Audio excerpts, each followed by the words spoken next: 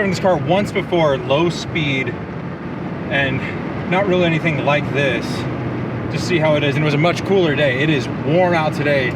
Boy, you can feel it, and you can smell it. This thing burns oil and smokes like your grandpa, which probably most of your grandpas did at some point. And that's ironic because this would have probably been the Porsche your grandpa would have had. In 1976, this thing is now 47 years old. And what's the craziest part about this isn't its age or the fact that it's still running. I mean, it's a German vehicle. It's the fact that this commands about as much price as a 10-year-old 911. Which begs the question, if you're gonna spend $50,000 on a Porsche, why would you spend $50,000 on this Porsche? There are probably more things broken than not broken on this.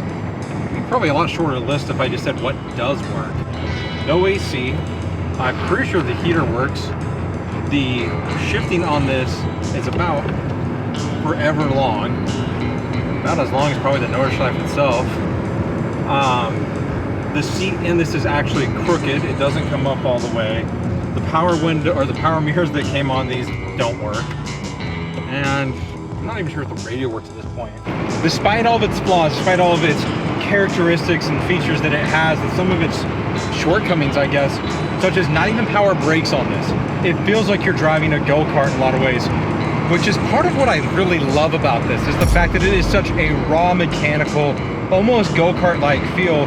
These things came equipped with about 173 horsepower, which may not seem like much, but for a car a little under 3,000 pounds that's 47 years old, can you imagine driving an almost 200 horsepower go-kart?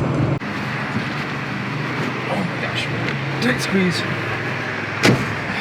Such a satisfying click. Nope.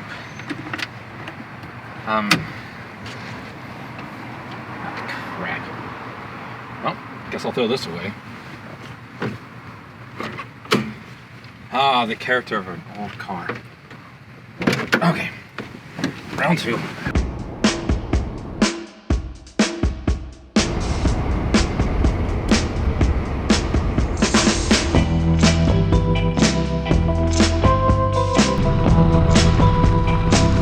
I still love it. It's loud, it's mechanical, the clutch is difficult, the steering is very mechanical, there's no assistance anything, there's no ABS, there's no real power steering, there's no anything. If you mess up, the only way to fix it is to hopefully be a good driver.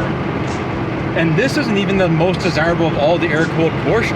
In fact, this is kind of one of those, you know, redhead stepchild ones. Nobody really wanted these for a long time, because they were called the mid-years. Tell me about the car just in general. It's a driver, oil leaks, it's mechanical, it's rough, but it's fun. That's why I love the car. And kind of going back, I originally owned the car in 2001. My father purchased the car in Portland, Oregon for, I believe, $4,500. It's a lot cheaper than it goes for today, right? Yeah. Built the car all the way up until, you know, I was about driving age. As soon as I got my license, he showed up. Actually, before I got my license, he showed up to school, picked me up, drove me to the DMV the day on my birthday to get my driver's license, passed the test, jumped in the car, took it down I-5 to Portland. And the worst day possible, raining, can't see out the windshield.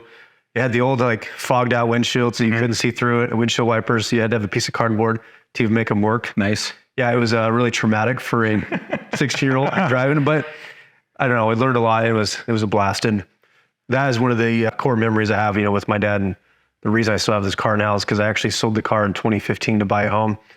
And then it was the only car I ever regretted selling because it was so emotional. Thankfully, I was able to find it back in California. We went down there, picked it up, and brought it back home. That's awesome. Why did you regret selling? Because you sold other cars, and you had other really cool cars too. But what about this car was so special that you're like, I have to have that car back? Because to me, cars are just materials. But if they don't have something, and this car had something attached to it.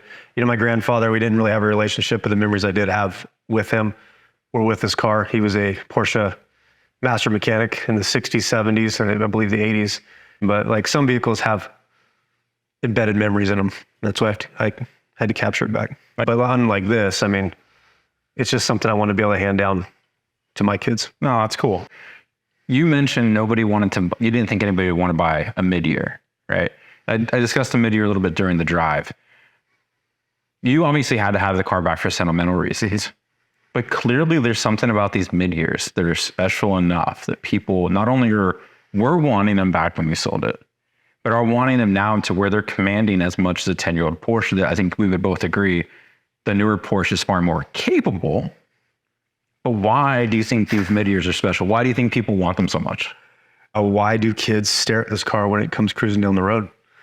I don't know. I think it's the essence that a classic Porsche has to it. It's the sound of it.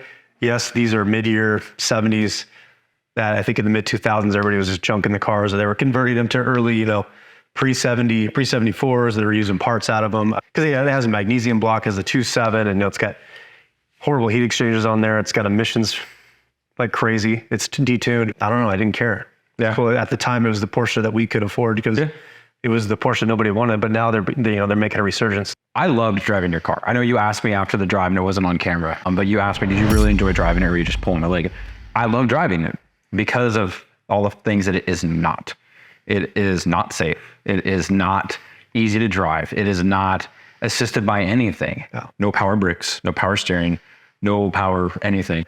It still feels like it's going to kill you for some reason, and I'm not sure why. So it's always that fear of, even though I'm only doing 40 miles an hour, I feel like I'm dying. So it's like, and I mentioned in the video, like a go-kart that will absolutely hurt you if you don't do it right. And you have to push the car to get that rewarding feeling. If you're just cruising around it, it's kind of cool in of itself, but to get the true amount out of it, you have to push the car. I mean, you learned a lot.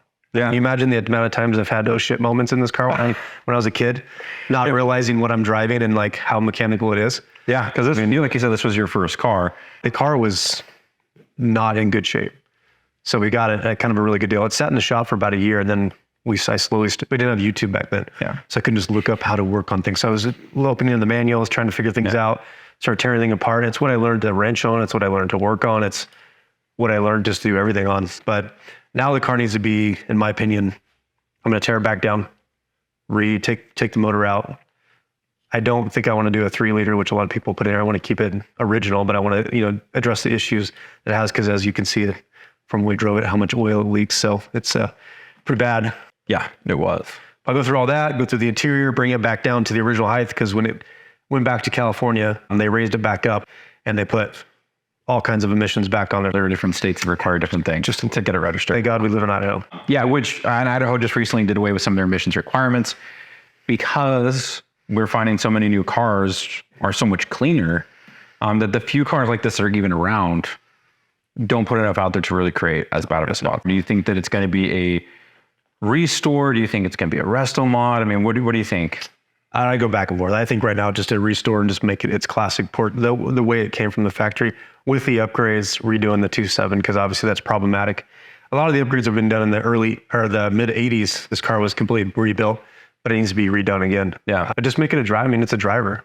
Like, it's not a showpiece. It's a 76 911 S&G body narrow. I mean, it's not like the sought after 930 or some, 964. It's a driver. So hopefully I can continue. I mean, it has 180,000 miles on it now. I can continue to drive it until it's 300,000 and hand it off to my kid. Here in a second, we're gonna have to pull over and stop. It's only 80 degrees out today, but the old girl is getting a bit warmer than we really want to deal with. It already burns off plenty of oil. Last thing we want is an engine fire. This car has been sitting for a few years in Johnathan's garage, just waiting because it has some issues that really need to be taken care of before it gets driven too long and too hard. So this is the first time that it's been out on the road, beyond just out of the garage, maybe up and down the street, in a few years, which could be contributing to some of the issues. And this drive is meant more to shake out some of the issues and just do a kind of a light little jog. We're not going super crazy with it today. It's a cool old car, and we want to make sure it stays around for a long time. We want to do more projects like this, more special cars, something that unique that you don't see every day, because these cars do have special value and special things with them there. Let us know, what you guys have going on there. I appreciate you guys coming by. I enjoy engaging with you guys in the comment section below. Just hit that subscribe button. You'll get notified of the videos we put out. We work really hard to provide you guys with good quality content, regardless of whatever car you're driving, whether it's new, whether it's old, whether it's a Toyota, or whether it's whatever. Just remember, drive on.